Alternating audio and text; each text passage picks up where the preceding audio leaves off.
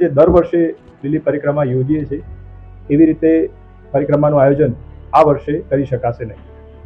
31 ઓક્ટોબરની સવારે અમે જિલ્લા કક્ષાના અધિકારી સાથે સાથે સાધુ સંતો, એમએલએ શ્રી સંજયભાઈ, એમપી શ્રી રાજેશભાઈ, અન્ય ક્ષેત્રના પ્રતિનિધિ એ તમામને અમે લઈ અને રૂટનું એક ઇન્સ્પેક્શન કર્યું.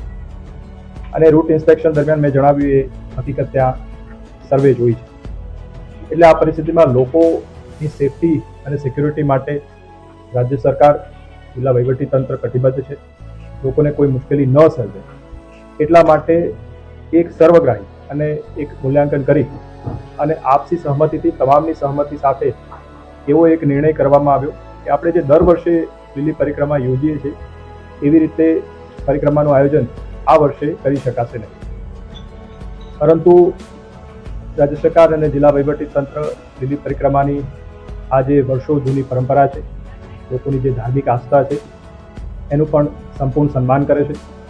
અને એ ધાર્મિક આસ્થાને ધ્યાને લઈ અને આ પરંપરા જે છે ન તૂટે એના માટે એક પ્રતિક સ્વરૂપ સાધુ સંતોના એક લિમિટેડ નંબર સાથે એમને લઈ જઈ અને આ પરંપરાને જાળવી રાખી અને પ્રતિક સ્વરૂપે એ પરિક્રમાનો જે રૂટ છે એમના દ્વારા એ પરિક્રમા કરવામાં આવશે અને પરંપરા જાળવી રાખવામાં આવશે.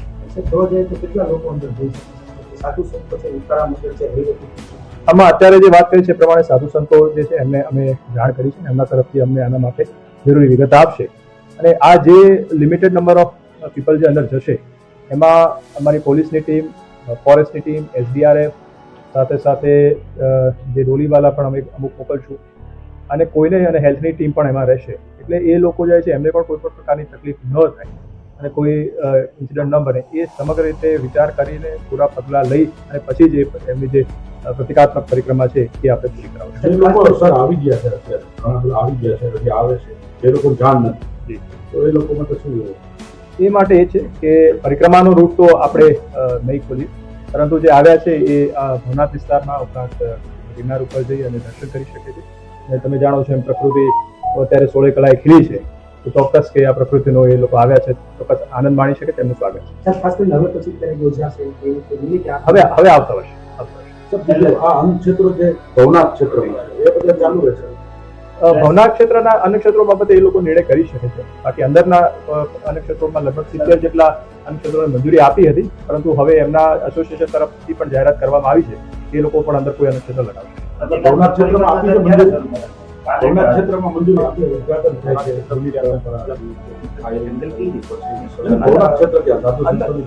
અંદર આપણે એ પ્રકારના કોઈ મંજૂરી નથી. આપણે દર વર્ષે જે રીતે હવે આ લોકોને લઈ અને કરીએ છીએ તે રીતે આપણે આમાં બે વિધિ બની. એક તારીખે અને રાતે, એટલે કે જ્યારે 2 તારીખ થઈ જાય બરાબર, ત્યારે એની જે આપણે દર વર્ષની એક પરંપરા હોય છે નારિયેળ ફોડવાની અને બીજા વિધિ કરવાની, એ કરશું. અને બાકી 2 તારીખે સવારે જ્યાં પ્રતિકાત્મક પરિક્રમા છે એ વહેલી સવારે આપણે કરાવીશું. એ સાધુ સંતો સાથે બેસી અને એ નક્કી